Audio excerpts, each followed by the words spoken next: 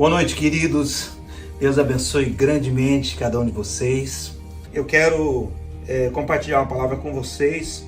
Eu gostaria que você abrisse comigo em 2 Timóteo 4, versículos 6 e 7.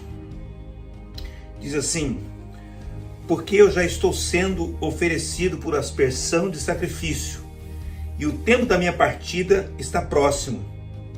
Combati o bom combate, completei a carreira e guardei a fé. Vamos orar? Glória a Deus. Pai amado, eu quero te louvar, te agradecer por esse tempo preciosíssimo que nós investimos no teu reino. Nós queremos te louvar por cada pessoa que está conosco hoje. Queremos te louvar por cada pessoa também que está conectada, Deus, conosco. Pai, em nome de Jesus, que o Senhor possa estar falando, operando, movendo através da tua palavra. Eu sei que o Senhor já fez isso através do louvor, da abertura, do momento do altar. E agora, Deus, através da tua palavra, eu quero te pedir em nome de Jesus, que o Senhor toque cada vida, Senhor. Que cada um que receber essa palavra possa trazer para a sua vida, possa meditar sobre ela e possa colocar em prática, de modo a amadurecer, crescer e frutificar no teu reino, em nome do Senhor Jesus. Amém, querido? Continue compartilhando o link, amém? Com as pessoas que você conhece. Copie o link aí, compartilhe no seu grupo de WhatsApp, vai ser uma grande bênção, amém? Glória a Deus. Amados, eu li aqui uma palavra de Paulo enviando ao seu discípulo Timóteo, o mesmo discípulo que ele fala, desperte o dom, e nós não vamos falar sobre despertar o dom, mas era uma carta que ele enviou a Timóteo. Paulo está na prisão e Paulo está vendo a morte chegar, e então ele envia essa carta dizendo algumas coisas a Timóteo. E uma das coisas que ele diz é isso, que ele está entendendo que sua hora está chegando, né? Que a morte está se aproximando e que vai findar, né, o labor dele nessa terra. E ele então, ele tem uma afirmação muito forte, né? Muito contundente. Ele diz: combati o bom combate, completei a carreira e guardei a fé. Quem era Paulo, queridos? Paulo é o grande nome, depois de Jesus, o grande nome do Novo Testamento. A gente lê tantas cartas que Paulo escreveu, né, influenciando igrejas e pessoas, né? Paulo escreve cerca de 45% do Novo Testamento. É um homem chamado, e esse chamado, um chamado poderosíssimo, né?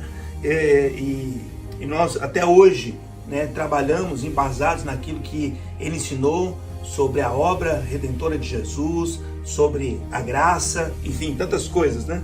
E aqui, então, ele deixou ao longo da vida dele, ele deixou muitas coisas pra gente. Eu marquei aqui, ele escreveu: tudo posso naquele que me fortalece, somos mais que vencedores, não vivo mais eu, mas Cristo vive em mim, viver é Cristo, morrer é lucro, né? Mas aqui ele entrega, então, essa última mensagem, né? Primeira coisa que ele escreveu aqui é: combati o bom combate. Muito bem. Quando eu estava estudando para trazer essa palavra para vocês, eu procurei saber sobre a questão do nome Saulo, porque a gente conhece ele como Paulo, né? Mas ele se chamava Saulo também, e às vezes a gente confunde, porque a gente acha que ele se chamava Saulo e passou a se chamar Paulo. Não, na verdade ele era Saulo, era o nome dele hebraico, e Paulo era o nome romano dele, né? Então Saulo era o nome dele, sim, o nome hebraico dele. E esse Saulo tem a mesma ideia, né? Tem o mesmo significado de Saul lá do Velho Testamento, o rei Saul, o primeiro rei de Israel, né? Saulo e Saul significam a mesma coisa, que é o desejado ou o requerido, o solicitado, né? Então, o que eu queria fazer primeiro? Fazer um primeiro momento com essa questão do combate. Por quê? Porque Saul, lá no Velho Testamento, foi um homem primeiro chamado, né? Ele era desejado pelo povo muito mais, e Deus então o chamou, né? Era um rei que o povo desejou, né? Enquanto que Paulo, ele é um desejado por Jesus. Jesus olhou para Paulo e falou: esse cara, eu preciso dele no meu time, né? Por quê? Saulo, ele era um judeu, e ele estava trabalhando, pensando na religiosidade dele, pensando da forma correta. Como é isso? Ele estava pensando: olha, se levantou essa seita desse Nazareno que se dizia Deus, e que as pessoas estavam, se ajoelhavam diante dele, adorava, eu conheço um Deus que só ele deve ser adorado, então eu preciso combater isso. Então ele entrou nessa guerra contra os cristãos, que na época nem era chamado de cristãos, era chamado de nazarenos, os do caminho, né? Então Saulo entra nessa guerra e começa a perseguir a igreja primitiva. Paulo começa a perseguir a igreja, no senso dele, fazendo a coisa certa. Não é que ele era um monstro perseguindo a igreja, não. Ele era um homem que pensava que estava fazendo bem, pensava que estava fazendo a coisa certa, combatendo a heresia no conceito dele, combatendo uma seita no conceito dele. E aí ele começa a fazer isso. E isso era o quê? Isso era uma batalha errada. Era uma batalha errada, era um combate errado. E eu li para você, ele diz: combati o bom combate. Por quê? Chegou um momento da história dele em que tudo virou. Houve uma grande virada na vida dele, né? Uma virada radical. E ele deixou de ser um perseguidor da igreja para ser um perseguido junto com a igreja, né? Então, o Saul do Velho Testamento foi um rei que não tinha a noção do valor que ele tinha, a noção da missão que Deus tinha dado a ele, e ele fez o quê? Ele passou a vida dele perseguindo a Davi, passou a vida inteira, né, lutando o combate errado, fazendo o combate errado, o mau combate. E Paulo também perseguia a igreja e combatia o mau combate, mas aí chegou um momento da história em que a sua vida mudou. Ele encontra com Jesus e ele se converte e passa então a combater o bom combate. Sendo perseguido, ele sofreu perseguições de todos os jeitos, dos cristãos, dos idólatras, ele sofreu naufrágios, ele sofreu prisões, enfim. Então ele passou por muitas coisas por amor ao evangelho, mas ele passou isso satisfeito. Por quê? Porque ele sabia o que ele estava fazendo, ele sabia qual era a batalha que ele estava lidando, ele sabia qual era o combate que ele tinha. Queridos, entenda uma coisa importante nesse primeiro momento. Nessa vida, todo mundo tem combate, todo mundo tem luta. O importante é saber se nós estamos lutando o bom combate ou o mau combate. Paulo sabia que ele estava lutando o bom combate, mesmo com as circunstâncias contrárias, mesmo parecendo que tudo estava dando errado muitas vezes, mesmo com muitas coisas tentando oprimi-lo, né? Mas ele sabia o que ele estava fazendo, sabe? Muitas vezes o problema na nossa vida não é se nós enfrentamos batalha, é como nós nos comportamos diante dessas batalhas, é o que nós fazemos diante dessas batalhas. Você tem combate na família, você tem combates nas finanças, você tem combates na sociedade. Quer dizer, nós vivemos isso. A pergunta é, como que nós nos portamos?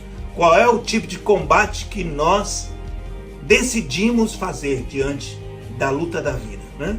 Eu marquei aqui, por exemplo, sobre Efésios, que Efésios diz que a nossa batalha não é contra a carne e o sangue, ou seja, não é contra homens e mulheres, mas são contra forças espirituais da maldade, seja elas de espirituais, né? Seja elas no campo intelectual, quando muitos se levantam no campo das ideias, tentando derrotar a igreja, tentando denegrir a igreja. Quer dizer, nós podemos lutar contra espíritos malignos, nós podemos lutar contra ideias, nós não devemos lutar contra pessoas, né? Não é o combate corpo a corpo, é o combate das ideias. É quando nós entendemos que existe um sistema e que nós devemos lutar contra aquilo que é errado, o sistema errado, opressor, né? Perseguidor da igreja, né? Mas nós temos esses diversos campos. Campo familiar, queridos, muitas vezes nós enfrentamos problemas na família. Eu não sei você, eu enfrento. Eu sei que todo mundo tem alguma coisa que tem que lidar na família. Às vezes as questões são as finanças que tem que lidar, um é exagerado no gasto, ou o outro é muito avarento, né? Um tem cuidado em pagar as contas em dias, o outro não está nem aí. Esse tipo de coisa a gente sofre? Claro que sofre. Eu já sofri na minha família de origem, não sofro tanto na minha casa sobre isso. Eu e minha esposa, a gente conversa muito sobre isso e a gente tem um equilíbrio sobre essas questões, né?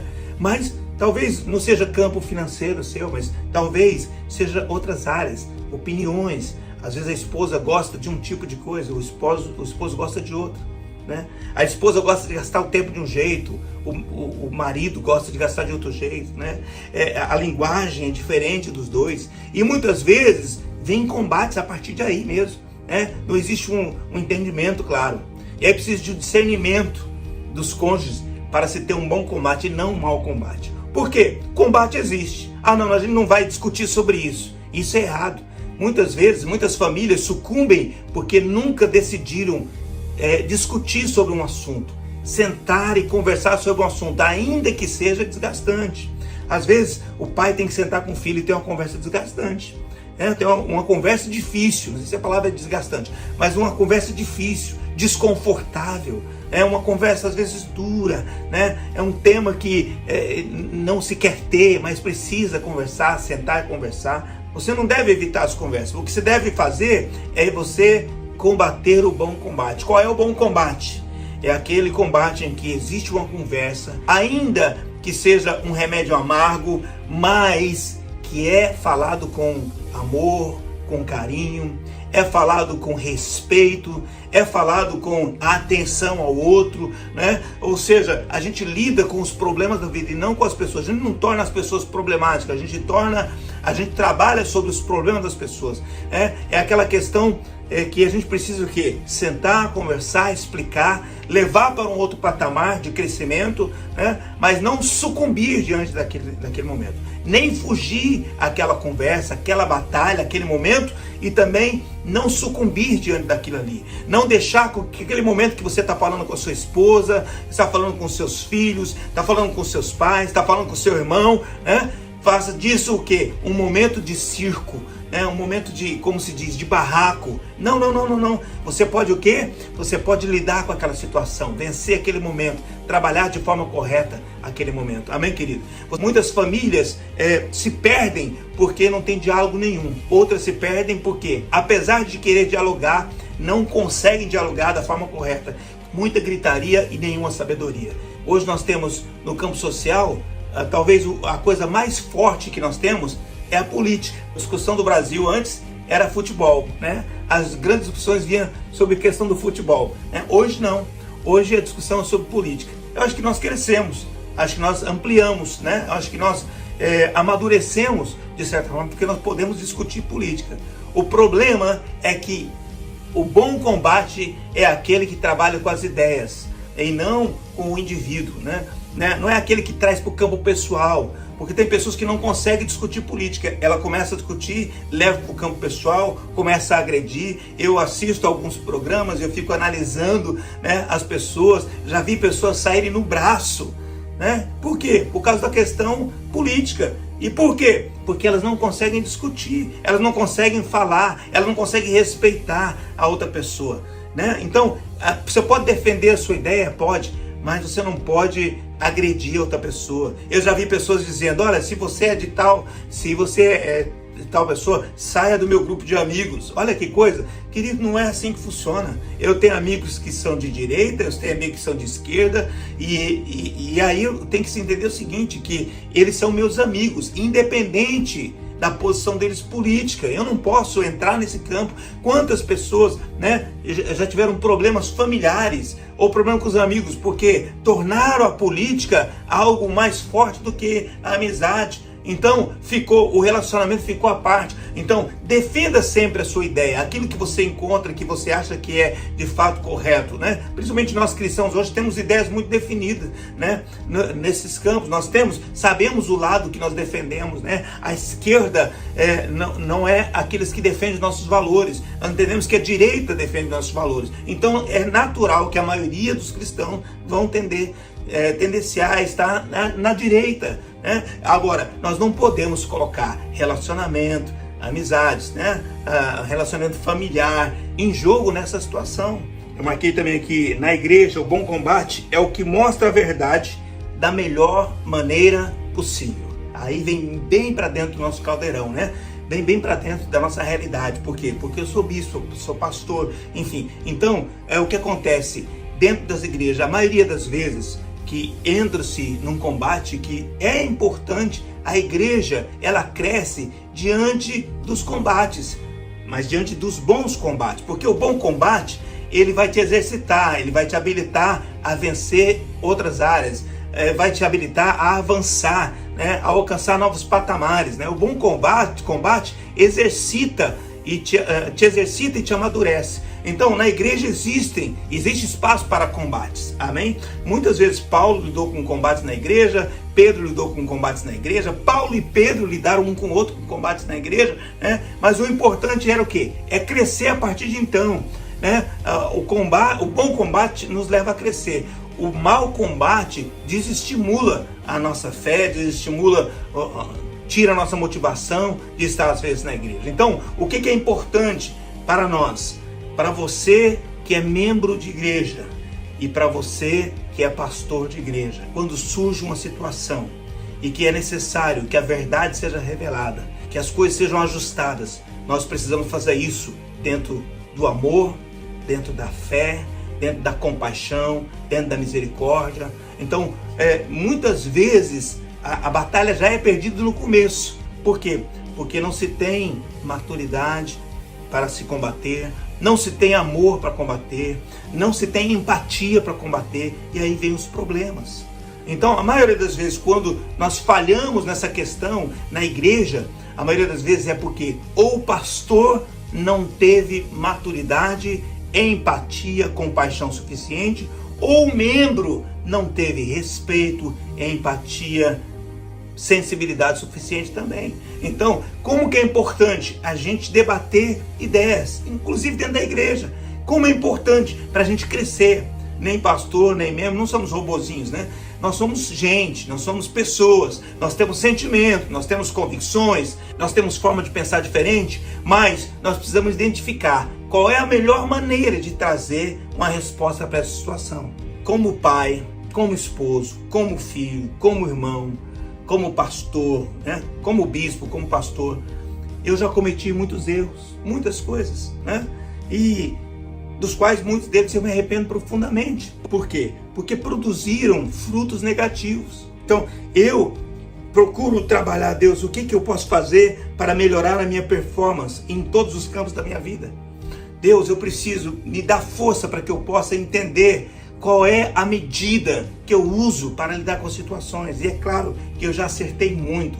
E é claro que muitas pessoas foram beneficiadas com o meu conselho, com a minha forma de agir. E é claro que a minha família recebe muitas coisas boas e importantes de mim, seja minha esposa, seja minhas filhas, seja minha mãe, meus irmãos. Eu tenho certeza que eu sou bênção tremenda para muitas pessoas. O que eu estou dizendo é que muitas vezes eu precisei reavaliar como é que eu agi. Eu agi correto, eu agi errado. Por quê? Porque eu preciso entender o que vai me fazer vencer nessa vida é lutar o bom combate e não o mau combate. O mau combate é aquele que humilha, é aquele que estraga, é aquele que fere, então é aquilo que não frutifica. Ou se frutifica, frutifica de maneira errada. Então, em nome de Jesus, eu quero fazer esse desafio a você também, para que você possa analisar como é que eu tenho tratado, como é que eu trato os meus filhos, como é que eu tenho tratado dessa situação.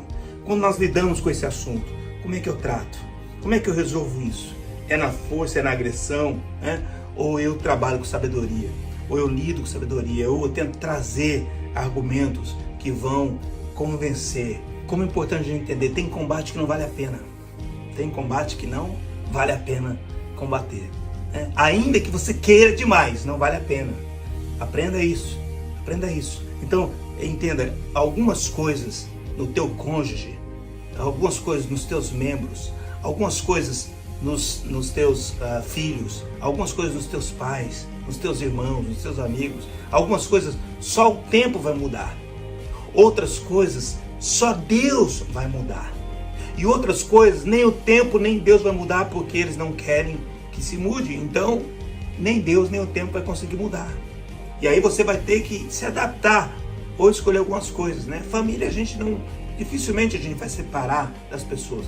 Agora, alguns amigos ou pessoas, a gente pode, né, de fato se afastar se aquilo faz mal pra gente, né? Então, é muito importante, né? Às vezes a gente pensa muito, eu preciso resolver isso, né? Então, aprenda isso. Gaste mais tempo em oração do que em discussão. Gaste mais tempo em oração do que em discussão. Depois ele diz, completei a carreira. Meu Deus, isso é muito importante. Eu quero usar aqui para você o livro de Números. O livro de Números, ele tem esse nome porque ele tem dois censos, duas contagens de pessoas. E é uma coisa difícil, uma mensagem dura que ele traz para a gente, mas que é necessário a gente entender. A primeira contagem que ele tem, ele conta lá 600 mil homens, 600 e poucos, mas eu vou arredondar para 600 mil homens, homens de guerra, homens preparados para a guerra, com idade suficiente para ir à guerra. Então, esse era um primeiro momento, quando o povo tinha saído do Egito e ia passar pelo deserto, era para que aqueles homens lutassem naquele exército, né? e defendessem Israel. O povo tentou muito a Deus, muitas coisas erradas aconteceram. E chegou um momento em que Deus de fato rejeitou aquele grupo inicial. E aí existe uma nova recontagem, um novo recenseamento. E eles levantam mais 600 mil homens. Essa é a nova geração. Essa nova geração é a que entrou na terra. Então, existe uma primeira geração, um primeiro recenseamento de pessoas que morreram no deserto. E existe um segundo, que foi levantado, um grupo levantado dos filhos, que eles entraram na terra prometida. Então, que coisa difícil a gente ouvir. Ouvir que muitas pessoas começam a caminhada, começam dizendo que amam a Deus, começam a dizer que vão vencer, começam a dizer que vai dar tudo certo, e logo ali diante elas desistem, logo ali diante elas cometem coisas que tiram elas dessa caminhada, né? Muitos casamentos que hoje, casamentos instantâneos, né, duram 2, 3 meses, 5 meses, duram 1 ano, né? Então, assim, como é difícil enxergar as pessoas desistindo daquilo que é tão importante. Quantas pessoas, eu tenho mais de 30 anos de conversão, então eu sei que eu já errei bastante e sei que já acertei bastante, eu sei que já sofri bastante, mas estive muito mais em alegria, eu sei que já perdi algumas coisas, já ganhei muitas coisas. Então, eu tenho a compreensão de que eu estou no campo certo, que é na igreja, que é no corpo de Cristo, né? Que é na casa de Deus. Então, eu decidi que eu estou nesse exército e eu não vou abandonar, né? E assim, eu acho que nós precisamos ensinar todos os dias. Não, luta todo mundo passa, como eu já disse, mas a questão é quem permanece diante das lutas, mesmo diante das lutas. Eu errei, então eu parei. Não, você errou, pede perdão, se arrepende, retoma a sua caminhada, continue, em nome de Jesus, amém? Então ele disse aqui, que Paulo disse, eu completei a carreira, não apenas começou, mas completou, não apenas determinou o alvo, mas terminou a jornada, que é tão importante, amém, querido? A Bíblia ensina essa coisa de perseverar até o fim, porque tem pessoas que têm uma longa caminhada, ela vai vencendo muitas etapas, ela vai crescendo, ela vai alcançando muitas coisas, né? Mas chega lá na frente, pertinho do fim, ela desiste. Ela fala, não quero mais. Então, o que adiantou andar tanto e depois desistir? Então, Deus vai premiar aqueles que perseverarem até o fim. Amém, querido? Diga aí bem forte onde você está. Eu vou completar a minha carreira, a minha jornada, em nome do Senhor Jesus. Eu sei que às vezes é difícil, mas eu não vou desistir, em nome do Senhor Jesus. Amém? E para encerrar, Paulo disse, guardei a fé. Glória a Deus, glória a Deus. Amém, querido? Entenda uma coisa tão importante. A sua fé é um dos seus maiores patrimônios. A fé é uma coisa tão importante que Judas disse, batalhe por essa fé que você recebeu de uma vez por todas. Batalhe por isso que Deus te deu. A fé que você um dia recebeu ao ouvir a palavra e a crer, batalhe por essa fé. Talvez você está hoje assistindo esse culto e você diz, olha, minha fé já está lá no finalzinho, minha fé enfraqueceu muito, foi muito difícil tudo que nós passamos. E talvez você está passando nisso, né, esse tempo difícil. Talvez você está dizendo, eu não sei mais se eu consigo continuar conservando minha fé. Deixa eu dizer para você, se você recebeu coisas, decepções, né? Se você sofreu baques na sua vida, né? Se você passou por momentos difíceis, entenda uma coisa clara. Faz parte da vida cristã passar por dificuldade, como Paulo passou muitas dificuldades, como Jesus passou muita dificuldade, como Pedro passou muitas dificuldades. Mas entenda, isso não é estímulo para você desistir e perder a sua fé. Talvez a sua fé foi minada por muitas circunstâncias, talvez pelo pecado, talvez pelas lutas, talvez pelas batalhas. Mas eu quero dizer uma coisa para você, você não pode permitir que a sua fé seja enfraquecida e morra, porque a fé é o seu passaporte para a salvação. A fé é o seu colete salva-vidas. Se você perdeu a sua fé, você perde a sua salvação. Entenda claro isso. Então hoje é dia de você confirmar sua fé novamente. É você dizer: Senhor, a minha fé estava fraca, mas eu estou recebendo essa palavra, eu quero crer nessa palavra, eu entendo essa palavra, da importância da fé, da importância de combater o bom combate, de completar a carreira, mas eu não vou conseguir completar se eu não guardar a minha fé. É primordial que você entenda que o que te faz completar a sua jornada é a sua fé. Por isso que Paulo completou a sua jornada, porque ele guardou a sua fé. Ele guardou a sua fé. Se ele não tivesse guardado a fé, ele não conseguiria completar a sua jornada. Abraão vacilou num momento da sua vida e ele gerou Ismael, que lhe trouxe problemas, que lhe trouxe dificuldade, mas depois ele fortaleceu a sua fé e ele gerou Isaac. Eu quero declarar, talvez na sua vida, em algum momento, você tenha gerado algum tipo de Ismael que te traz dor, te traz problema, te traz dificuldade, mas eu quero dizer, se você guardar a sua fé, fortalecer a sua fé, você vai gerar Isaac na sua vida, você vai gerar as promessas de Deus na sua vida, você vai gerar o melhor de Deus para a sua vida, e em nome de Jesus, eu declaro, você vai alcançar, em nome de Jesus. Eu quero encerrar lendo 2 Timóteo 1:12. Eu sei em quem tenho crido, e estou certo que é poderoso para guardar o meu depósito até aquele dia. Amém, querido? Que você possa guardar a sua fé com essa palavra. Eu sei em quem tenho crido, eu não creio em qualquer um, eu creio em Deus Todo-Poderoso, eu creio em Jesus, eu creio no Espírito Santo, eu creio na palavra de Deus. Amém? E eu estou certo. Eu estou certo. Eu estou certo que é maior aquele que está em mim do que está no mundo. Eu estou certo que as promessas de Deus não falharão. Eu estou certo que eu receberei o melhor de Deus para a minha vida. Eu estou certo que o Senhor é meu pastor e que nada me faltará. Em nome do Senhor Jesus, receba essa palavra na sua vida, em nome de Jesus. Amém? Eu quero orar com você em cima disso. Pai, eu quero te louvar, te agradecer por esse tempo tão precioso em que nós podemos aprender da tua palavra. Ó Deus, em nome de Jesus, que o Senhor possa abençoar as nossas vidas, para que seja no campo social, no campo familiar, no campo financeiro, ó Deus, no campo dos relacionamentos, espiritual, no campo ministerial, seja em qual área for da nossa vida, nós possamos combater o bom combate, que nós possamos rejeitar o mau combate, aquilo que não frutifica, aquilo que não ajuda, aquele debate vazio, ó Deus, aquela discussão inútil, que nós possamos abandonar e que possamos combater o bom combate. Senhor, em nome de Jesus, que nós possamos completar a nossa carreira. Senhor, em nome de Jesus, que nós não desistamos daquilo que Deus tem para nós, seja como família, seja como ministério, ou seja na sociedade, tudo aquilo que o Senhor preparou para nós, nós queremos receber, em nome de Jesus. Nós não vamos desistir, Senhor, nós vamos receber tudo aquilo que o Senhor tem para nós, nós vamos completar, nós não vamos desistir, como muitos desistiram, quando muitos abandonaram a fé, nós vamos manter a nossa fé no Senhor, em nome de Jesus, ó Pai. Eu quero colocar na Tua presença também, que nós vamos guardar a nossa fé, Pai, em nome de Jesus. Eu quero te pedir agora, Senhor, envia agora, ó Deus, uma palavra especial ao coração daqueles que têm se sentido fracos na fé, aqueles que têm se sentido baleados na fé, Deus, aqueles que têm se sentido minados na sua fé, em nome de Jesus, que eles recebam agora uma palavra de vitória, que eles recebam alimento agora, que eles recebam a certeza de que o Senhor está juntamente com eles, fazendo-os vencer, em nome do Senhor Jesus. Abençoe a cada família agora, em nome de Jesus, abençoe a cada um, Deus, põe a Tua mão, Senhor, naquele que está enfermo, põe na mão naquele que está passando por crises financeiras, e põe a sua mão naquele que está com problemas familiares, põe a tua mão em nome de Jesus e leva cada um a receber do melhor do Senhor, em nome de Jesus. Eu quero declarar uma palavra de vitória sobre a sua vida. Tudo aquilo que Deus tem para a sua vida você vai receber, porque você vai fazer tudo aquilo que é necessário também, em nome do Senhor Jesus, em nome do Senhor Jesus.